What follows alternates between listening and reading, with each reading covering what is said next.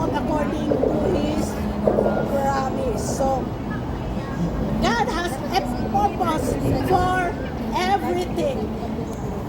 Sa lahat ng bagay, sa suffering na ating nararanasan, may purpose ang Diyos. Ha? Halimbawa, naglalakad ka sa daan, bigla kang nadapa. Ha?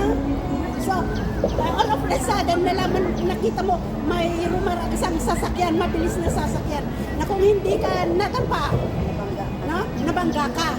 So, sa pagkatapa mo na yon, nagasgasan ka, nasugatan yung tuhod mo, kamay mo. So, nagasgasan ka, natumba ka, may purpose pala. Doon mo ma-realize na kung hindi ka nasaktan, napahamak ka. Ha? So, ganun din sa mabuhay natin. Sino dito ang may nakirelasyon ng 10 years, less than, tapos nag-break up kayo? No? Sa break up nyo yung nag-suffer ka, ang sakit, di po ba? Minahal mo siya ng todo-todo, tapos nag-break up kayo, pero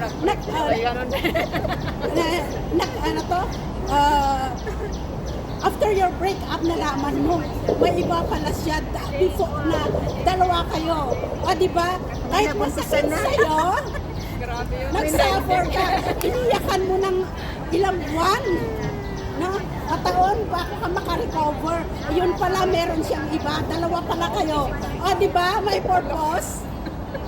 Na?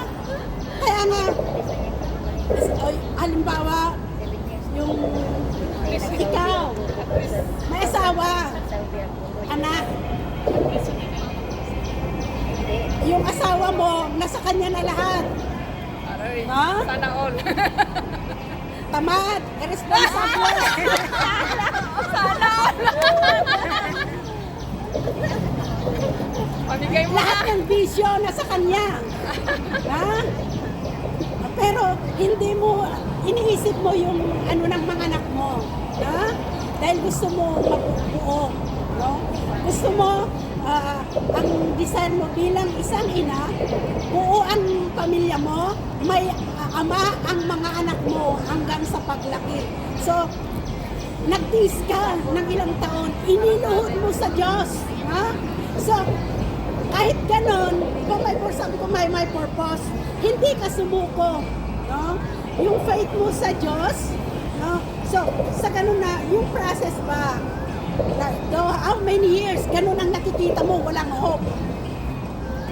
Pero sa pagkataon ko, nasusukat yung patience mo at yung faith mo. So, dahil hindi ka sumuko, no? Hindi ka rin umalis sa Diyos, nagtiwala ka, just iniyak mo, iniluhod mo sa Diyos, may himalang nangyari, binago ng Diyos. Diba? Lahat ng nangyayari, yung suffering mo na yon, umiiyak ka araw-araw, no? So, sa pag-iyak mo, yung suffering mo na yon, yung purpose ng Diyos, nasusukat yung patience mo, yung faith mo sa Diyos, diba? May good result na bago, no?